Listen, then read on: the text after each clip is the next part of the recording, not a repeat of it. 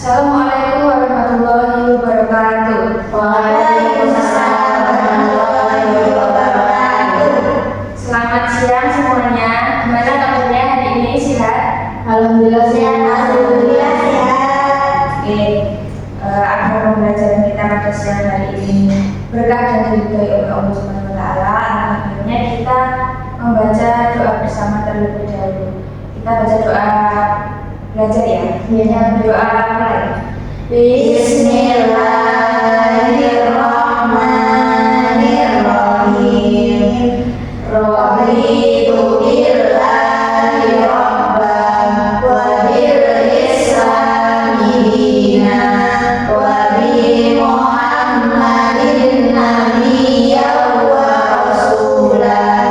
Rabbi zidni ilman warzuqni fahman. Amin. Hari ini ada yang tidak masuk? Tidak ada Bu. Oke, jadi hari ini kita akan belajar mengenai akal tercela, menghindari akal tercela. Nah, apa itu akal tercela? Akal tercela adalah sikap atau tingkah laku yang tidak baik dan sangat tidak dianjurkan untuk dilakukan.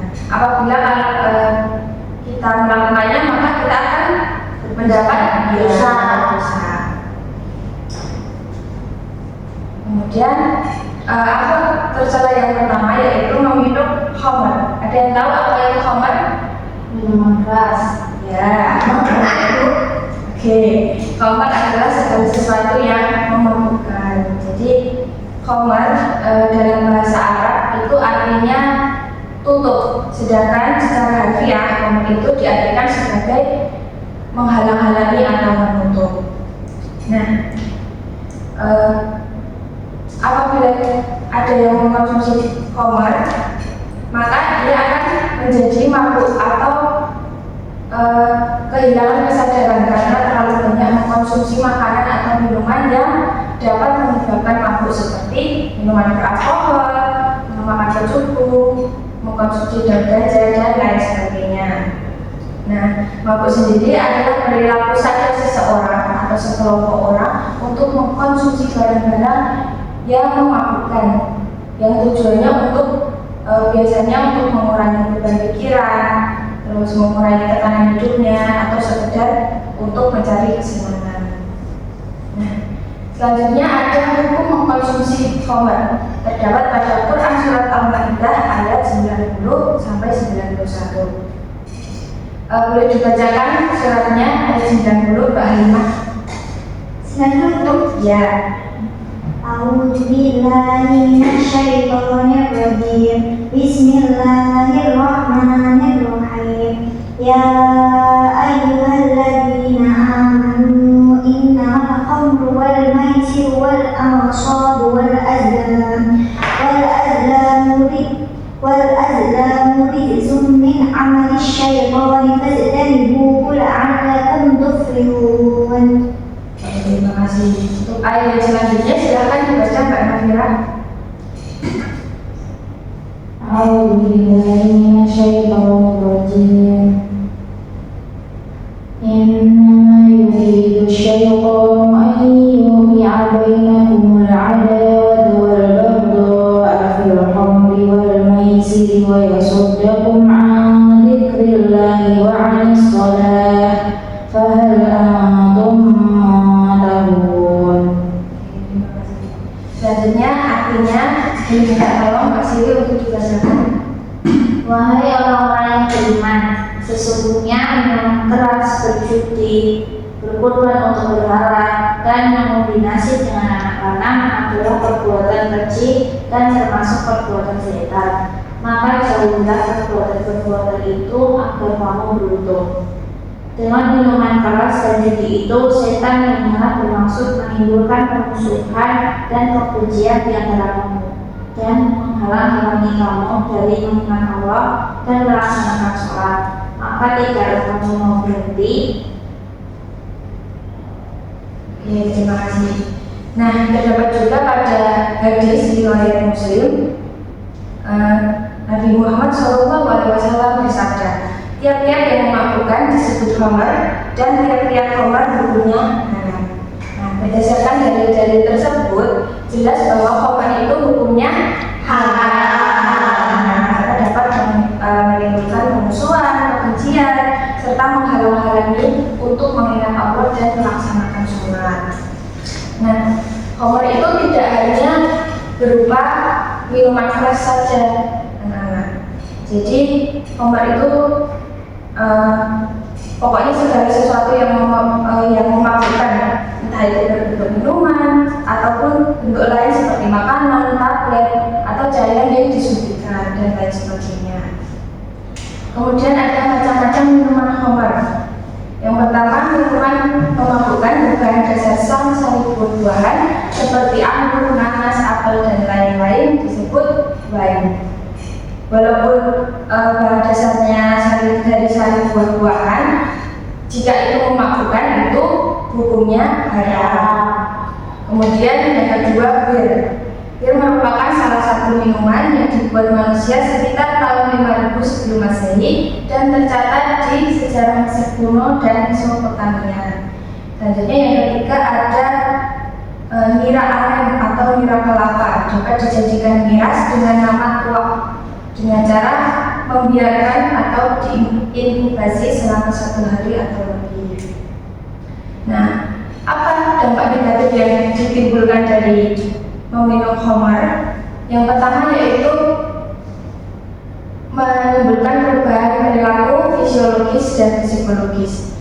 Nah, orang yang mengkonsumsi homer itu dapat menyebabkan akalnya akan tertutup sehingga tidak dapat mengingat siapa dirinya atau yang disebut mabuk tadi. Selain itu, orang yang mengkonsumsi homer juga menjadi orang yang mudah marah, mudah meledak-meledak karena tidak bisa mengontrol emosinya. Kemudian yang kedua, minuman keras mengganggu kesehatan akal karena mengurangi kemampuan daya serta mengurangi kemampuan daya ingat. Nah, tadi kan sudah dijelaskan bahwa homer itu menutup akal manusia. Jadi kalau semakin banyak semakin banyak mengkonsumsi homer, maka akan mengurangi kemampuan daya ingat. Saya sih. Ya, itu bisa. Kemudian yang ketiga ada memabukkan dapat menghabiskan harta benda. Selanjutnya mengganggu kesehatan tubuh dan kebugaran. Nah, semakin sering mengkonsumsi homer, semakin banyak jumlah alkohol yang akan dikonsumsi, maka akan semakin besar pula resiko terjangkit penyakit seperti penyakit kanker, jantung, hati, dan lain sebagainya. Nah, jadi kita harus menghindari mengkonsumsi homer ya anak-anak, karena supaya kesehatan jasmani kita lebih terjaga, kemudian kita dapat menjaga hati agar tetap takwa dan mendekatkan diri kepada Allah Subhanahu wa Ta'ala. Selanjutnya yaitu berjudi. Nah, judi, istilah judi bisa disebut dengan al-maisir atau berarti mudah. Maksudnya mengambil harta orang lain dengan mudah tanpa susah payah, atau diambil dari kata al-yasar yang berarti merampas harta temannya. Ada beberapa bentuk judi, yaitu yang pertama judi dengan dadu, ada judi dengan kartu remi, dengan lotre, judi atas benda yang belum jelas, dan judi dengan menyambung binatang. Semua permainan yang disertai dengan taruhan itu disebut judi. Itu juga hukumnya haram ya anak-anak. Ya, Terus apa akibat yang akan timbul dari perjudian? Itu yang pertama masuk dalam lingkaran setan yang akan merugikan diri sendiri dan orang lain. Kemudian yang kedua merugikan ekonomi karena ketidakpastian usaha. Kemudian yang ketiga menimbulkan kemarahan dan permusuhan dengan sesama. Yang keempat menghalangi zikir dan ibadah kepada Allah SWT. Yang kelima menyebabkan orang lalai terhadap kewajiban diri orang lain dan penciptanya. Yang keenam menjadi orang yang malas bekerja. Dan yang ketujuh berjudi menjadi sebab untuk melakukan perbuatan yang dilarang agama maupun pemerintah. Selanjutnya yang keempat ada mencuri. Jadi dalam pengertian umum, mencuri itu berarti mengambil sesuatu secara sembunyi-sembunyi. Baik yang melakukan itu anak kecil atau orang dewasa, baik yang dicuri itu sedikit maupun banyak. Mencuri dilakukan dengan sembunyi-sembunyi dengan cara yang tidak lazim. Ada beberapa bentuk mencuri, yaitu mencopet, menyamun, merampok, membajak, dan korupsi.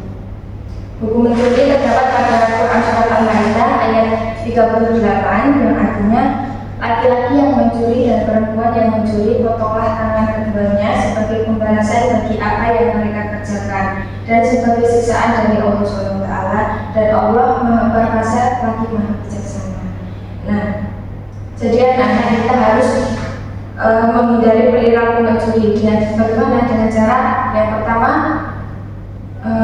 mensyukuri nikmat Allah Subhanahu wa Ta'ala. Jadi perilaku mencuri itu merupakan salah satu perwujudan dari tidak bersyukurnya seseorang terhadap jaminan rezeki yang telah dijanjikan oleh Allah. Dengan demikian meningkatkan rasa syukur kepada Allah akan merupakan salah satu cara yang dapat dilakukan oleh seseorang untuk menghindari perilaku mencuri. Kemudian yang kedua, bisa menghormati hak milik orang lain, dan yang ketiga, meningkatkan etos kerja. Salah satu penyebab mencuri itu kan karena malas bekerja ya. Jadi pelaku mencuri biasanya ingin mendapatkan harta dengan cara yang mudah, tanpa susah payah ataupun bekerja keras. Nah, dengan dilarangnya mencuri maka akan meningkatkan semangat kerja dan etos kerja dan menghindari kemalasan sehingga perilaku mencuri dapat dicegah. Oke, mungkin pembelajaran kita cukup sampai di sini. Mari kita tutup pembelajaran pada siang hari ini dengan membaca doa kafaratul majlis bersama-sama. Subhanallahumma wa bihamdika asyhadu an la ilaha illa anta astaghfiruka wa atubu ilaik. Terima kasih diucapkan. Kalau daripada kesalahan, mohon maaf yang sebesar-besarnya. Wassalamualaikum warahmatullahi wabarakatuh. Waalaikumsalam warahmatullahi wabarakatuh.